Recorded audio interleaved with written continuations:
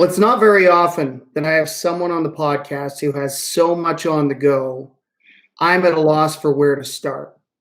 But that's the case I have today, as I have Dayna Frank, CEO of First Avenue Productions, on the podcast. Really excited to have you on, Dayna. Welcome. Thanks for having me. I'm so excited to be here. So, I want to get into the Save Our Stages initiative and the backstory behind that.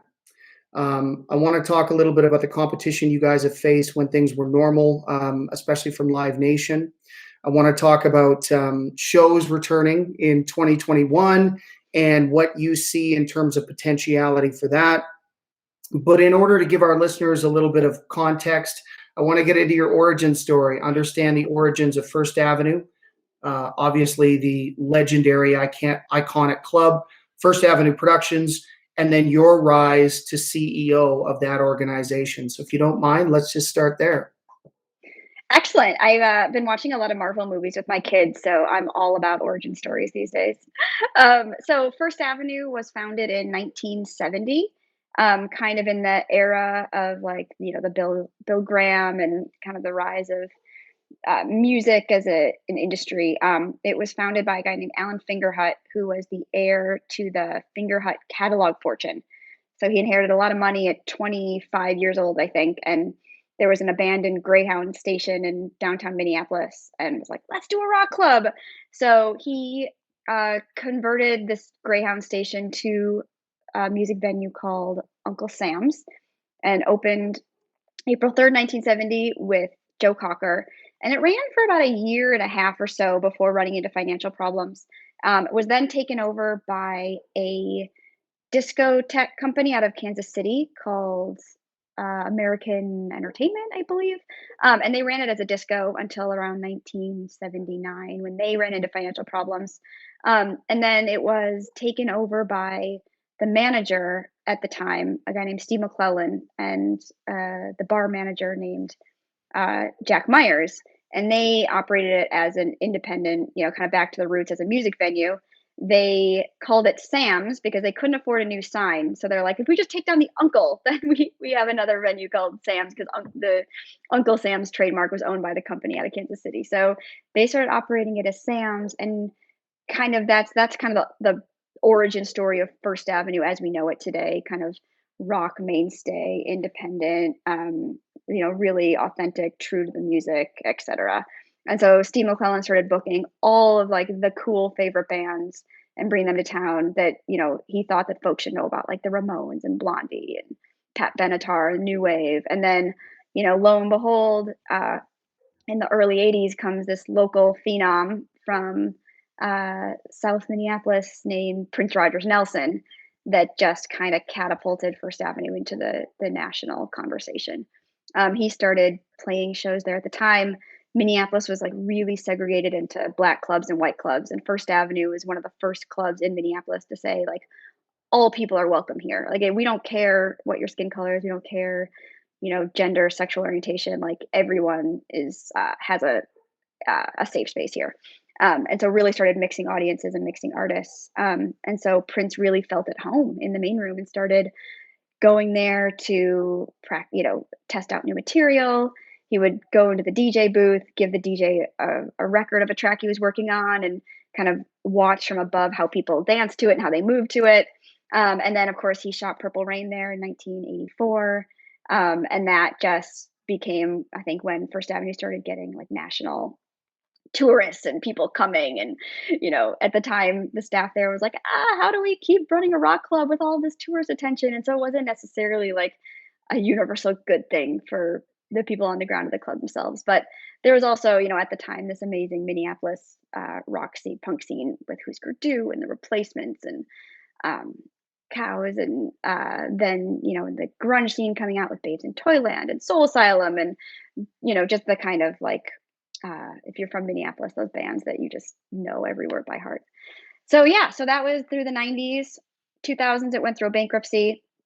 The guy, Alan Fingerhut, who still owned the club, with the corporate consolidation of music and in radio especially, and the roll-ups couldn't make it work. And so my father, Byron Frank, who was the club's accountant, bought the business out of bankruptcy and started operating it at the end of 2004. And so then he had a stroke in 2009. I was living in LA doing film and TV development work. Um, so I kind of flew home when he had the stroke, and I was like, oh, I grew up going to shows at First Ave. Like when I snuck out of the house, that's where I would go to. So I was like, somebody has to take care of this. First Avenue has to always operate in Minneapolis, and just fell, the second I walked into the room, fell in love with it, and decided that, well, if no one else is going to take care of this place, then I guess I have to do it. And so I've been running it since 2010. And you obviously then grew up in a musical family. Um, what were your duties initially when you started running it?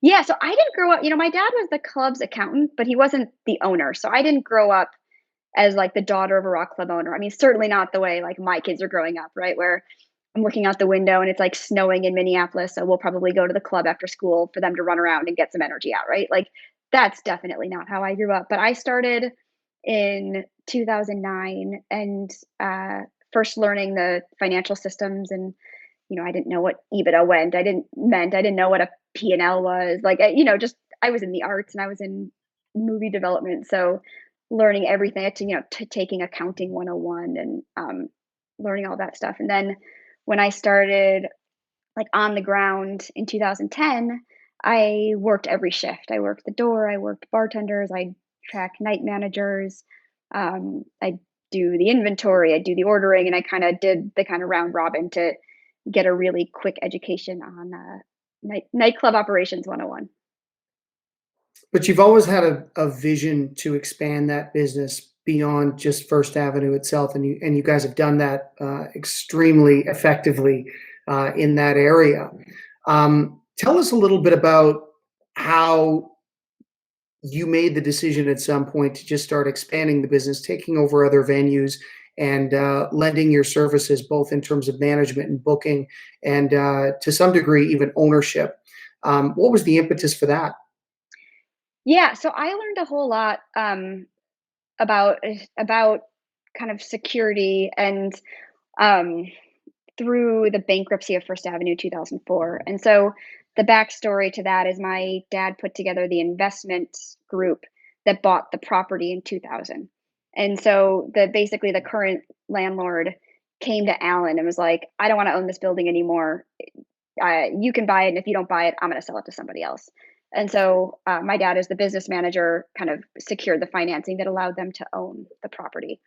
And so I think about that every day, about how important it is to own your real estate. And if you don't own your real estate, you are not in charge of your future, because that You're landlord, not calling the shots, at any time can come right?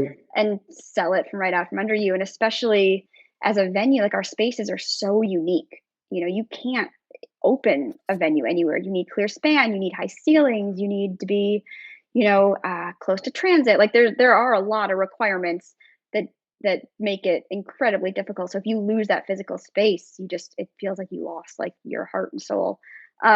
And so that kind of became the root of our expansion. And we're like, well, if we can own the property, then we'll consider that. Seemed like a worthy kind of investment, and at First Avenue, we pride ourselves on creating the best experience for customers, the best experience for artists. And to do that, you have to make significant capital improvements, so we were promoting like maybe 50 or 60 shows at the Turf Club a year. The Turf Club is a 375 cap in Midway, St. Paul. And so we're like, wow, there are so many things that we would love to do to improve this room. It didn't have air conditioning. The bathrooms, like you couldn't even close the stalls because the knees were like, they were so small. It was, there were some like ADA improvements, and we're like, oh, we would love to do this, but like we can't put $1 million into somebody else's room. It just doesn't make any sense. And so when I think the owner just didn't want to do it anymore. He's like, well, will you guys just operate the club? And we're like, we'll do it if we can also purchase the real estate. And so that became our first kind of expansion outside of that 701 First Avenue North. Right, and that initiative has also helped you guys grow into taking over other venues. But one other advantage it's given you as a promoter is that you get to work with bands sort of from the very inception, and then grow with them as their profile grows on the way up. So talk a little bit about that, because that's a massive advantage to have in a marketplace like Minneapolis. Yeah, I mean, we really pride ourselves on being the local guys. I think there is like nothing more honorable or noble or meaningful than than being the local guy. And I really reject, the kind of pejorative term that it sometimes takes on in our industry. But like, we're the local guys. We know our local market. We know our customers. Our customers are us.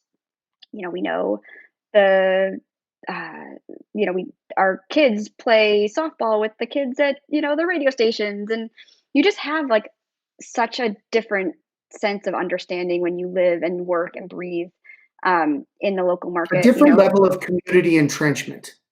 Exactly, that's much better said. um, Right. yeah. No, no, no, I appreciate and understand that, and I think too there's definitely a and again, not to say that what Live Nation does is, or put a pejorative connotation on that, but, you're utilizing your own money. You're invested in these artists and these shows to a degree where you are personally responsible for the success of each and every show.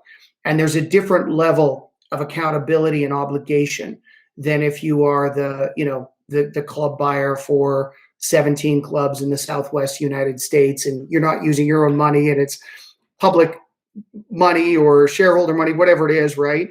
It's a different level of accountability. And I think that forces promoters to be much more innovative, much more accountable, and want to create an experience, like you said, that intertwines well with the community, puts the consumer experience forefront, and the artist experience right up there, along with those other two priorities. Absolutely. Yeah, we are 100% accountable to our local community, and that includes customers, it includes our staff, it includes artists. We can't put on a show, have it not go well, and then leave town, or we can't amortize a tour over 20 different dates. Like we are completely accountable. If we mess up, we know it. I hear it at the grocery store. Like it is a totally different experience. We don't at First Avenue, like we don't have investors, we don't have shareholders. It is just us. And if we do a bad job, I mean, we can't do a bad job because we won't exist. And so there's a very different, I think, relationship with the local community than other companies have.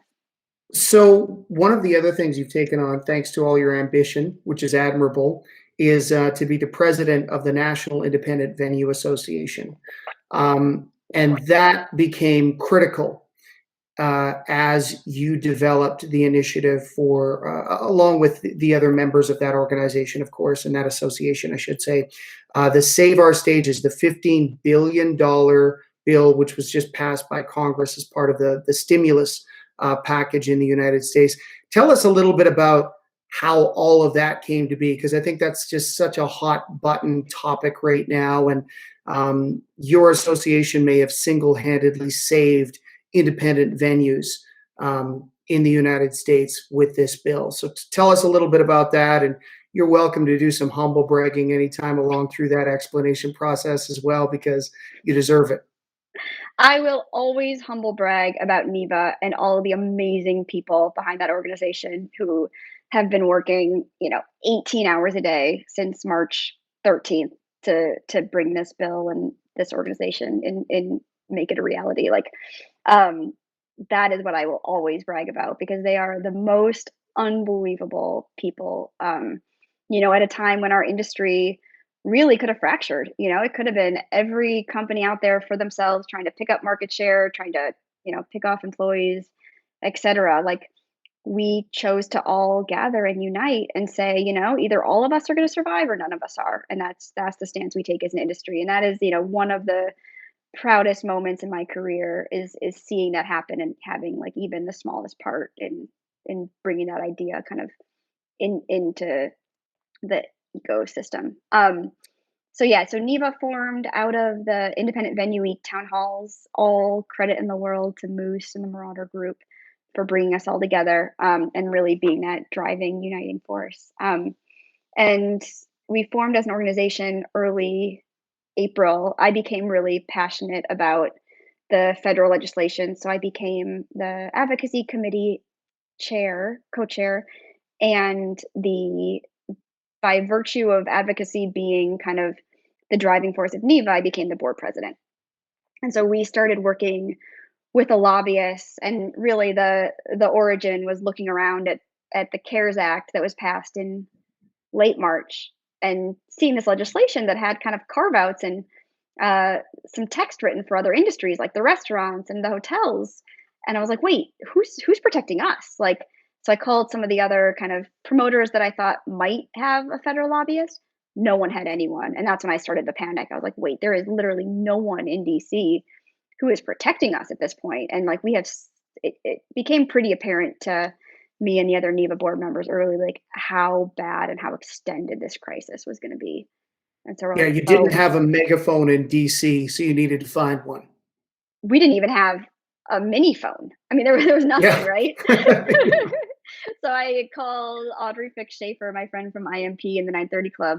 And I was like, you guys are in DC. You must have a lobbyist or know a lobbyist. And she's like, well, maybe we don't, but let's talk about this. And so she and I really like put the plan together on how to find a lobbyist and how to move forward with this, because like, I mean, I haven't been to DC since the Women's March in 2017. So we were just really, I think I just learned what a lobbyist was in 2019 for the first time. So it wasn't like we had any depth of experience in lobbying or federal legislation.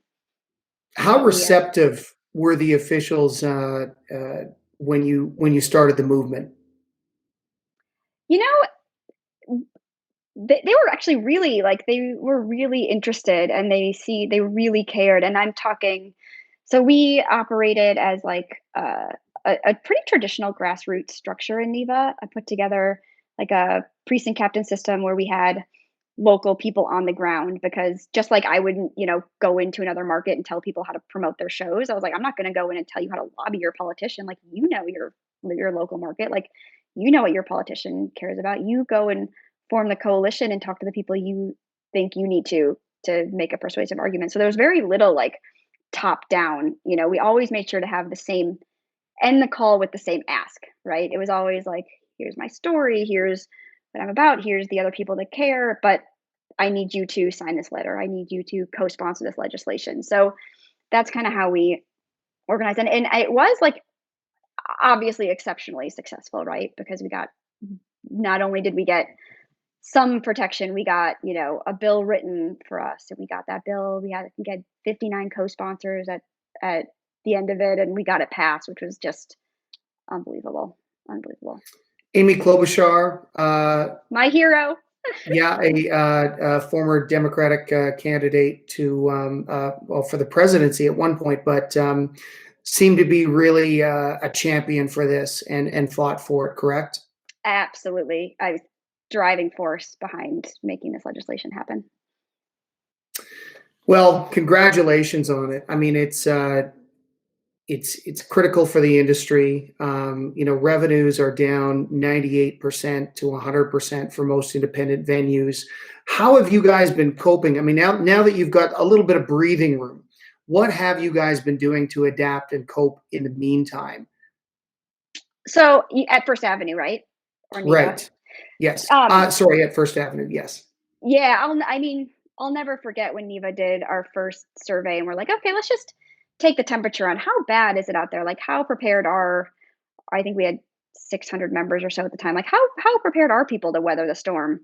And then, we heard back like 90% didn't have the resources to make it more than 6 months. And that's when everything really kicked into high gear, because we were just, everyone was kind of flabbergasted by that number, because like you said, like folks weren't going to make it, then, it's one thing to say, oh, it's a normal time and I don't have more than 6 months of reserves, but I'll go out and I'll borrow some money, or I'll, maybe find an investor, et cetera. Like, banks aren't lending to us, right? There was no other access to capital, because in order for a bank to lend to you, you have to show profitability. And like you said, at a time when you're at 98% revenue loss, like who would give money to that? And at the same time, no one knew when where our reopening was. I mean, they still don't, right? So um, they can't capitalize us because they don't know how long we'll need this money for. And so every single funding stream dried up, unless you wanted to sell your company at a distressed price to private equity, right? That's kind of the only option out there. Like they're just the only alternative became the Save Our Stages bill, which is I think people fought so hard for it. So And I some don't of think that those, answered your question. Sorry, no, I but lost well, track. I would, no, no, no, that's okay. I was going to say some of the club owners probably would have been able to loan some money based on the equity they might have in their actual property. That might not be enough to keep the doors open for another 6 months, obviously. But in terms of what you guys did to adapt, so some of the venues in Canada, the Commodore Ballroom specifically, has been hosting some Zoom concerts.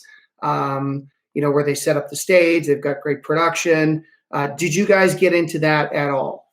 We did one event. We did a Halloween kind of listening party kind of thing. We had 40 people. It was, I think we had to kick out 4 because they refused to wear masks. It So it was a really. socially distanced event. Oh yeah, all Yes. seated, all socially. Oh yeah, yeah, Yeah. yeah. No, we have Yeah. to. Yeah, it has to be.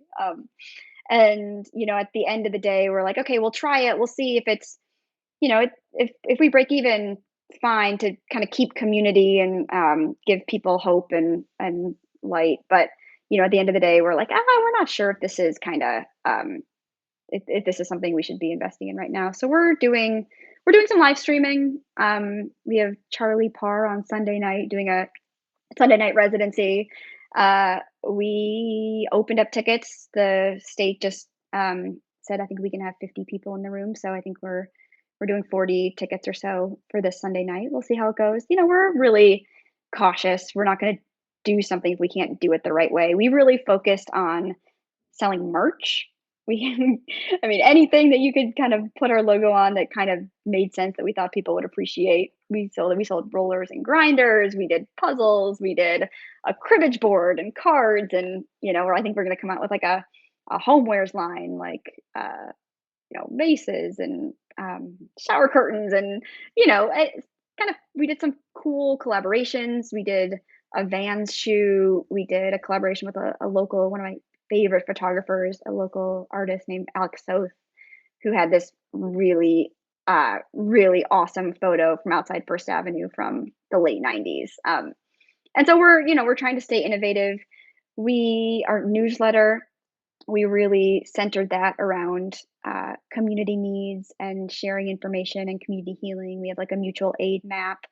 We did a lot on voter registration and keeping folks informed because obviously Minneapolis, home of George Floyd and the George Floyd riots, like we felt like it was our need to, the best use that we could have wasn't getting people in the room. It was keeping the community and doing what we could to support and fortify our community. So that's how we Yeah. focused our energy. Right. Right. And I know that one of your ethos as a business owner is the foundational ethos is to be a good community partner, to make sure that you are engaging in the community in a manner that's reciprocal, right? There's no sort of predatory mindset, which I think sometimes invades our business, and displays the worst components of it. But you guys have been very successful at being great community partners, and you've also been able to successfully expand your business. And I want to talk a little bit about the Upper Harbor Terminal project. Minneapolis, for many people who don't know, doesn't really have an amphitheater. It's one of the few major cities in the United States that doesn't have an outdoor amphitheater. And so there's been this initiative that you've been part of since inception, to take this 48-acre parcel of land in North Minneapolis and through a combination of public and private funding, create a state-of-the-art amphitheater. But that project has had a lot of obstacles. It's had a lot of hurdles. And so tell us a little bit about how you have navigated all of that, and then how all that ties back into your desire to be a great partner for the community. Because I think it's really important for people to understand the overarching structure of all those mandates and where they meet. Yeah, it's so interesting to hear, "Oh, like, you're not predatory." It's like, you can't be predatory when you're the local guy because you're just preying on your own, right? It's like a totally this, like, unique relationship where, like, I view First Avenue and our role is to, like, really build up the local community, both because it's what's best for my employees and what's best for the room, but also it keeps people coming back to concerts, like, if they feel safe and they feel comfortable and they feel like they're doing business with somebody that they like and respect, they're gonna do more business, which is gonna, get our local artists in front of more audiences. It's gonna sell more local beer. Like it generates more sales taxes for our local city. Like it's just better for everybody. So it never even would occur to me to be predatory. I sorry, something about that word just really like hit me. Yeah, fair So enough. yeah, Upper Harbor is a 48-acre site. It's 2 miles north of downtown Minneapolis. It is right on the Mississippi River. That was all industrial, much like most rivers in the country. It was used for industry and trade. And as that the less reliance on river shipping closed the lock and dam, and then that kind of became open for development opportunities in 2016. At the same time, we had started doing outdoor concerts at a different site on the river.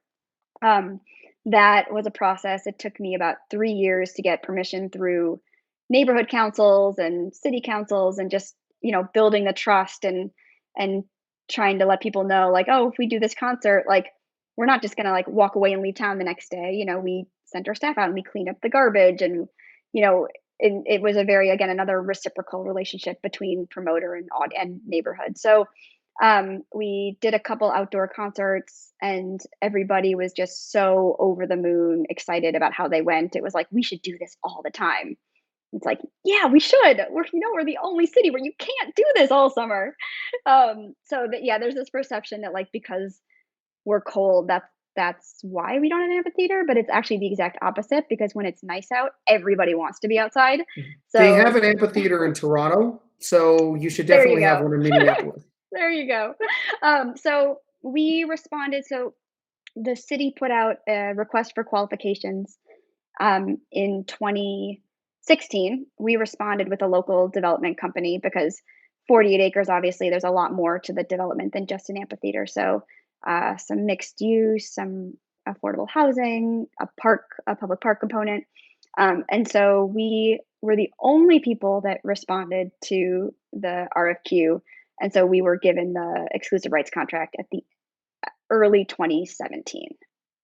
And so the other part of the story that is, it's in North Minneapolis, which is a traditionally marginalized, redlined, just historically distressed and disadvantaged community. And so there was a great need for this project from the very beginning, for it to have community benefits that weren't just like on paper, but that were really significant and that would help the marginalized community, primarily BIPOC, really create generational wealth and try to start addressing some of the historical just inequities that have plagued our city and the country. And so some of the initial community benefits that we proposed were things like zip code priority hiring and entrepreneurship opportunities. We're partnering with a local a local nonprofit food organization to make sure that all of the vending on site can be fulfilled by Northside entrepreneurs, right? Because the food ecosystem is something that is really thriving. And so the one thing that people don't have is they don't have the customers. And so that's when you look at, like, okay, what can an amphitheater bring in terms of meaningful community benefits? Well, it can bring these like 250,000 people a year to a location and spend their money there. And the goal of the project became making sure that every revenue stream on the amphitheater was directed back into the local community with as few distractions or middlemen as possible. And so we looked at all those revenue streams and we're like, okay, how do we get this back to the local community? And how do we use these jobs and this opportunity to, not just put the money back in, but also create opportunity and create generational change. So Right. that Economic became. impact for the city, but also for that specific area. Exactly. and not allowing it to slide down the slippery slope of gentrification. More, building something that beautifies the area, because right now that land is, as I understand it, is basically vacant.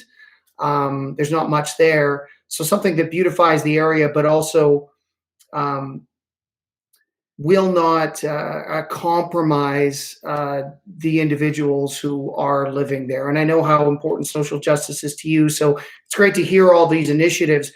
Um, but I would imagine when you started the process, there were a lot of people who probably doubted what your true intent was and where you were coming from. Yeah, absolutely. Honestly, we thought like, oh, we're the local guys. Like,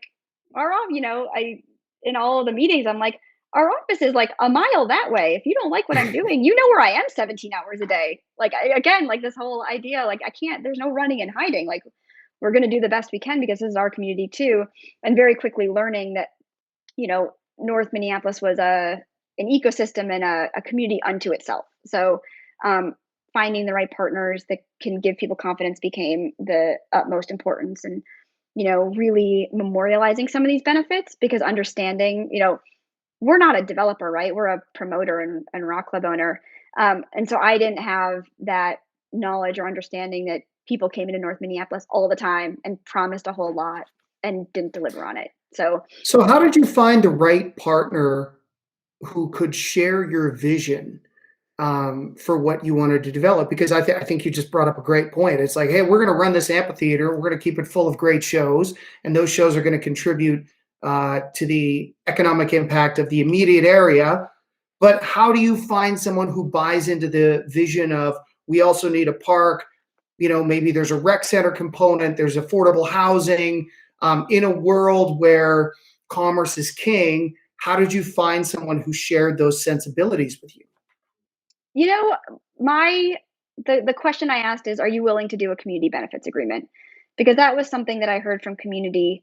And I think, people were a little bit taken aback when they're like, oh, will you put this, will you, they kind of confronted me at public meetings and were like, will you put this on paper? Will you sign your name to it? And I'm like, of course I will. Like, I wouldn't tell you I'm going to do something and not do it. Like, and most people I think who know me or who've worked with me, that I would hope that wouldn't be the question.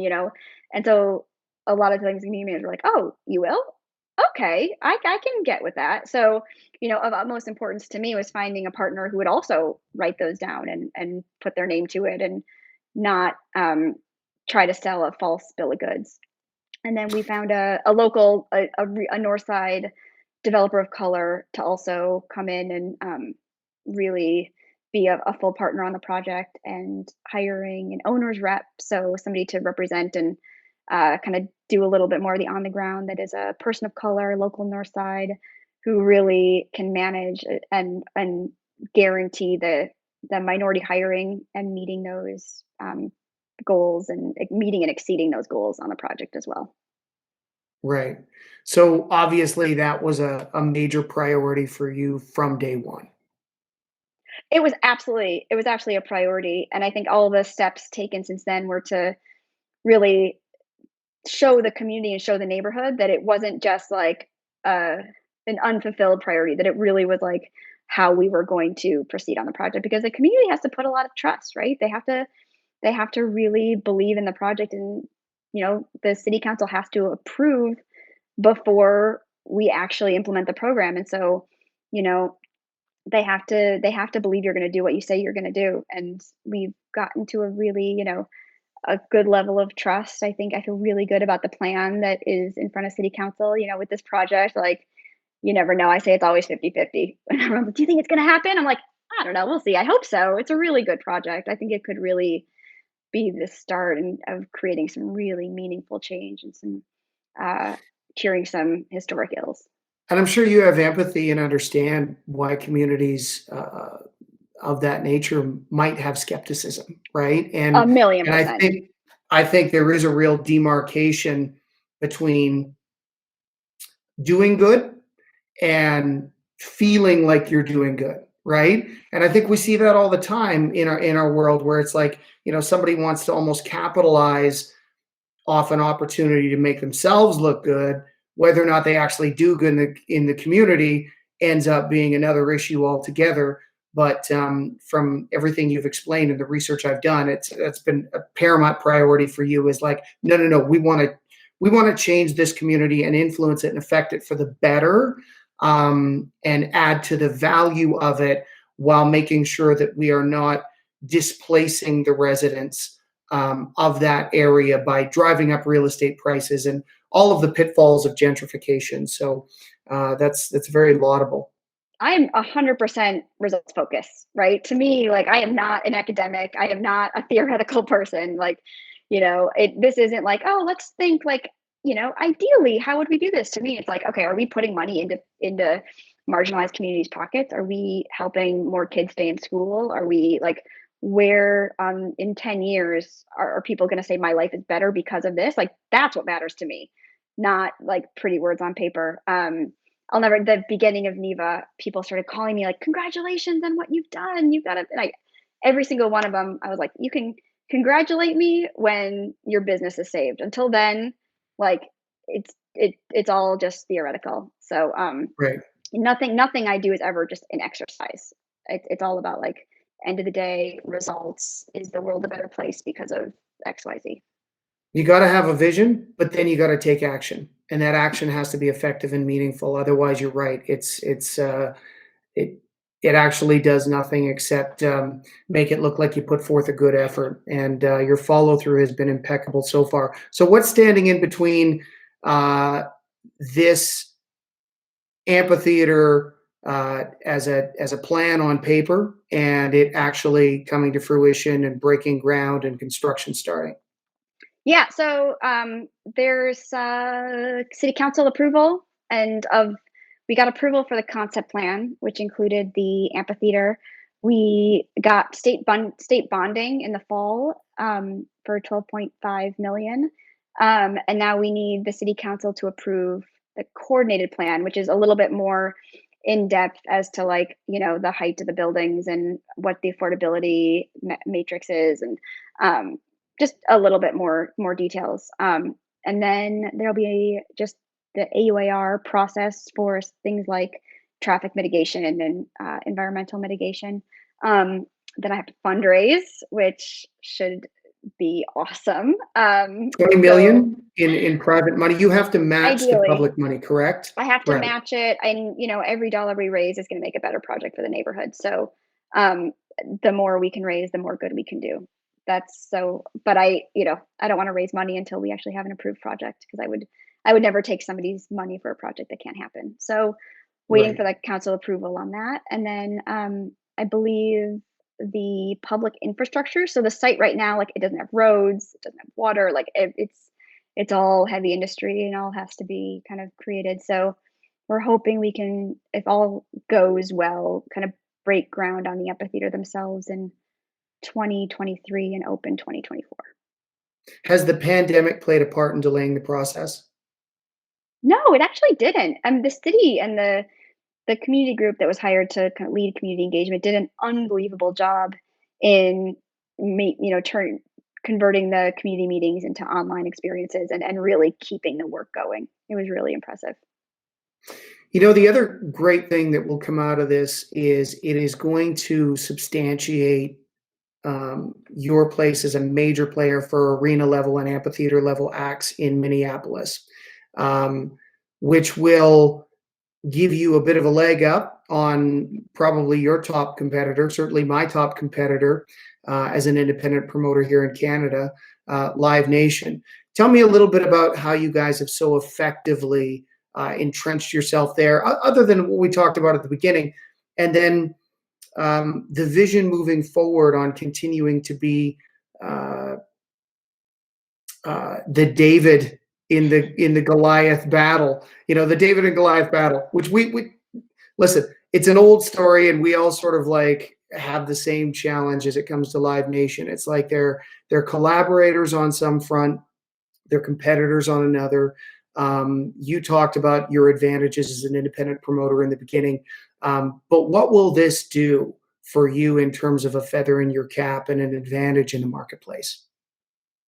So my dad always told me that, every time I would say something, "Oh, I'm worried about some other company," he would be like, "Don't worry about that. Every second you take worrying about somebody else is a second you should be taking worrying about making your business stronger." And so I really take that to heart. And like, we don't spend a lot of time talking about competitive advantage or how we're gonna, outplay or whatever. Like, we spend that time talking about how are we gonna make First Avenue and how are we gonna make our operations the best that it can possibly be. Because I feel like if I have the best rooms and the best employees and the best artists feel at home and like they want to play our rooms, well, then I don't need to worry about somebody else, and I'm always like game for competition, right? I think competition makes you better. It certainly like, if my goal is to have the best, can I swear? Sorry, I swear a lot. Yeah, of course. My goal is to have the best fucking company that I possibly can for the people and the artists of Minneapolis. I don't want to have the best.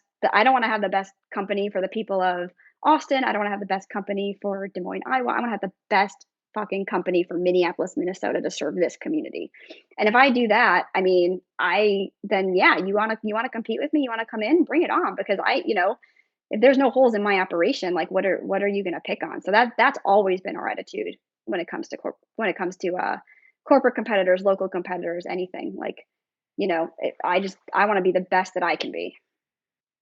The most Does that effective answer your entrepreneurs question? I've ever Yeah, absolutely. The most effective entrepreneurs I've ever come across have paraphrased that very statement, which is competition sharpens you. You have your competitors to thank for forcing you to rise up and be a better version of yourself, and sharpen your skills, and maintain your advantages as a business, because they do force you to go the extra mile, even though you might be willing to do it on your own. They light a fire under your ass, right? So there's a real blessing to having strong competitors. Yeah, absolutely. I mean, and also like, we have the First Avenue main room. Like you just can't compete with that. Everyone's tried. It's so No one iconic. succeeded. It's just there's magic in that room. It's just, I mean, it's just like one. I'm literally speechless. Yeah, it's just magical. So you want to compete? Go ahead. And it'll be interesting to see what Live Nation looks like, or whether they get any more hollowed out through the inactivity of the pandemic, as shows and arena shows are mitigated, as safety measures and protocols are put in place to hopefully bring our business back. Talk a little bit about your pontification and hypothesis on that. When do you see shows coming back? What protocols, ideally, if you were running everything, would you like to see in place to provide a safe consumer experience, and yet still maintain some level of profitability? The $10 billion question, right? So we're really like following the science at First Avenue and NIVA World. Like, I think Dr. Fauci just said fall. He thinks concerts can come back with mask wearing. So, from the very beginning, we get some legislators that were angry at us. They're like, you shouldn't be asking for money. You should be asking to be able to reopen. And we have always taken the stance of like, when you tell us it's safe to reopen, that's when we'll reopen. But we're not doctors. We're not going to try to advocate for a certain timeline. That's outside of bounds for us. So obviously everyone's hoping for something this summer outdoors, right? To get even partial capacity, whatever. But certainly if we lose the fall, it's going to be tough, I think. So hopefully we'll be able to open at full capacity in September 1st, October 1st. We'll have to see how the Rapid vaccine response distribution goes. testing, rapid response testing. Obviously, vaccinations are a hot button issue, but there could be a situation whereby people who attend shows have to provide proof of vaccination. Um, I think I think you're right. I think we got to follow the science, but it's been my experience that we need to make some suggestions proactively to bureaucrats as well, because a lot of them are not in a position where they want to stick their neck out. And frankly, I don't fucking blame them. I wouldn't want to either. But it's like, hey, we have an industry that's dying. It's on life support. You help us by virtue of science, create some guidelines and rules. We're all rule followers. I mean, you have to be in the entertainment business. You can't provide unsafe experiences time and time again and survive in this business. So, do you see rapid response testing at the door? Do you see proof of vaccination to buy a ticket to? Like, what are you sort of hypothesizing in a perfect world? Because you may be running it one day. Who knows? What would you like to see? So, and this is something that like we should talk offline. I think we could work together on this. Because I'm curious, like what the Canadian like the Canadian music groups are thinking as far as reopening guidelines. I mean, that's something we are certainly going to start advocating for once the Save Our Stages kind of implementation is some kind of national guidelines, because you know we are in the business of publicly gathering and drawing a lot of people together. We need direction on how to do that safely, right? Especially like Right. the NIVA, the smaller venues. Oh, sorry. The smaller venues who might not have the resources or the infrastructure to take this on, themselves. So we are certainly advocating for national guidelines for, how to do it safely and how to best protect our employees and our customers. I mean, I think the rapid response testing, I think it's going to be hard with bottlenecking at the door for people that don't have a lot of space. We're Unless it can be certainly done in advance somehow. like through an app system, but then you get into fraud and, I think A certainly 100%. in There's gonna be America, pitfalls to it. there is such an anti-vax community. I just saw it in Minneapolis where like I said, like we had an event for 40 people and 4 refused to wear a mask. Now I'm supposed to like require people vaccinate. I mean, it becomes kind of a dangerous situation for your security guards in that case, right? If somebody buys a ticket to their favorite band, they've waited for months for the show, they show up and they aren't vaccinated and you have to kick them out. It just becomes one other layer of like uh, of issues to deal with at the door. So I see, issues there, honestly. But I think as far as like how to keep room safe for, HVAC and cleaning protocols and masking protocols, etc. Those I think are all really, really doable. Yeah, absolutely. I think our business is blessed in that it is full of innovative, creative minds.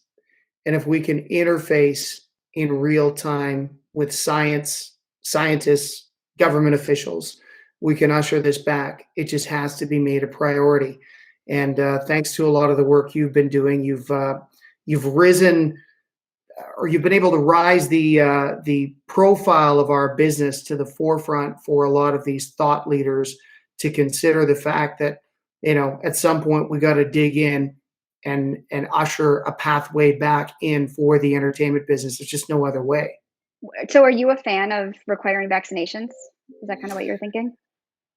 I mean, I think ultimately, if it brings I've never been a fan of, I'm not anti-vax at all, but I'm not a fan of giving governments dominion over individuals' bodies, and I'm not a conspiracy theorist. I just think like those things can take pernicious turns depending on who the administration is, right? Like, Yep. you have to sort of like, anytime you consider a system that may stay in place for the next 50 years, you have to go, okay, if this ended up in the worst hands possible, what could the repercussions be? And if you don't ask those questions, you're naive. But as it pertains to the music industry, if at first, and the other variable here is that COVID could take the route of the Spanish flu, whereby it might just sort of mutate into something that is basically the Absolutely. common cold, right? So it's a complicated question. It's like, if for the first year we have to make sure that everybody inside a 6,000 seat arena has a vaccination, well, okay, maybe that's one step on our pathway back. But do I like the idea of invading people's homes, holding them down, and vaccinating them? No, I don't think that's a good idea. I don't think that helps with unity in society by any means. And listen, I also, my body, my choice, right? Like I'm an advocate of that type of mindset, So I understand why some people may have some trepidation, and everybody's physiological build is a little different. So, I'm not a scientist, but I don't like the idea of everyone has to take this. Now, I think if it's an option, hey, if you want to attend a live show inside an arena for the next 18 months, you have to be vaccinated. You can wait it out for the 18 months, or you can participate. I don't have a problem with that program because that does dial back to an individual choice. Does that make sense? Absolutely. Yeah, I'm That's a long totally. ass Yep. answer to your question, but No, I'm you just know, it, nodding the whole time. Like, yeah, totally. yeah, Um, you've got to be careful with these things, right? Like a lot of people just they want to take complicated issues and they want to break them down to very simplistic things, and sometimes the simple answer is the right one, right? It's like mandatory vaccinations, and then there's no more problem, and then it's like, okay, well, then we've got to worry about how we administer the vaccine. Um, we've rapidly pushed this through clinical trials. So is it as bulletproof as we all think it is? I understand the skepticism. I get it. I mean, if you took 10 years to develop a vaccine and then 10 months to develop a vaccine, I'd rather take the one that took 10 years myself. So I think that if it's a step on the pathway back, then that's fair. And I'm holding out probably naive hope, but hope at some point that this virus might mutate into something like SARS did, where it just one day sort of is gone. Like it's it's still around, but it's not a pandemic. yeah, I mean, that's certainly best case scenario, right? And Yes. or this, like, I think what they say, we need like 65 or 70% vaccination to reach herd immunity. We've certainly Well, now always felt. Fauci has raised that to 80 to 85%. Oh, So really? yeah, Awesome. he just and that's my other problem too is if you need to move the goalpost because science has evolved, I totally understand. But if you're going to move the goalposts, you've got to give us an explanation for it because you're just mitigating and mitigating. And at some point, we need to figure out how we're going to get everybody back to work. I mean, Yep. in Canada, our government has been pretty supportive through this pandemic, and I'm grateful for that. But ultimately, it's a band aid solution, and I Right. don't want more government handouts. I want the ability with safety protocol to put shows back on because we need to get artists back to work. And it's not just the artists, it's the crew, it's the musicians, it's these guys who make, $500 a gig and literally all they make money off of is touring. I mean, these guys and gals, we've got to figure out a way to get this business back on track. So Yep. um yeah, That's however we do that. that's the irony. It's like, and maybe that's why we were so effective lobbying, because we went in there like we had never asked for anything before, right? And we're just like, the last thing in the world we want to be doing right now is asking for money. Like, we want to get back to work. I mean, especially most of us Mhm. were for profits, and like we're used to, only thinking about the government in terms of like the money that it takes from us and the license restrictions it places and et cetera. Like, we're not used to thinking about government as like a source of funding or like a sense of a source of security. And so I No, think they're that, sort of rule makers for us, and yeah, and you're right. I mean, nobody followed their head into the music business. We all followed our heart into it, right? And yep, so we are creative innovators by nature. Um, we're not used to we're not used to going, "Hey, bail us out every 6 months," like some other industries, I every hope 6 years. oh man, I hope we never have to do it again. I just, Yeah, that would be the greatest success in the world if we can just open back up, put people back to work, and keep serving our communities and generating tax revenue and being the employers that we're used to being. That's all I want. yeah, and I'm there with you. Well, congratulations on everything you've been able to do in that space And to with you too NIVA. for this awesome podcast and everything. Oh, Like, thank you. oh my God, I it's so just missed incredible. people. You know what it was? You wanna know why I started this? I literally just missed talking to people, and there was no business to talk about anymore. It's like I Right. couldn't call you and say, "Hey, listen, I wanna book Brett Kissel in First Avenue," because that wasn't gonna happen, but it's like, hey, if I launch a podcast, maybe it'll bring some community back to the industry. So It's so awesome. thank you for that, and again, I'm such a fan, I'm such an admirer. I had the, the privilege of being on a panel with you 2 years ago in Los Angeles at was it Billboard or Polestar? I think it was Billboard, it was Billboard. Right. 2019. It was right before all this shit. Yeah, and you were so well spoken and brilliant, and I just I followed your journey, and I'm so impressed by what you've been able to pull off in this time, and what an advocate you've been for our industry, and we need more leaders like you, and happy to give you a platform, introduce you to more folks in Canada, because I think people need to understand that there are people out there like you who have great intent, who want to make the world a better place, but who aren't afraid to buckle down and take some action. You know, we're all one industry, right? To me, it just makes all the sense in the world to be collaborating and working together um, across country lines, across, anyone that's invested in the live entertainment industry. We should all be talking and working together. So let's see where this Absolutely. goes. All right. Thanks for doing this, Dayna. Of course. Say hi to wife and kids for me. I will. You as Mhm. well. Enjoy your family time and the rest of the day.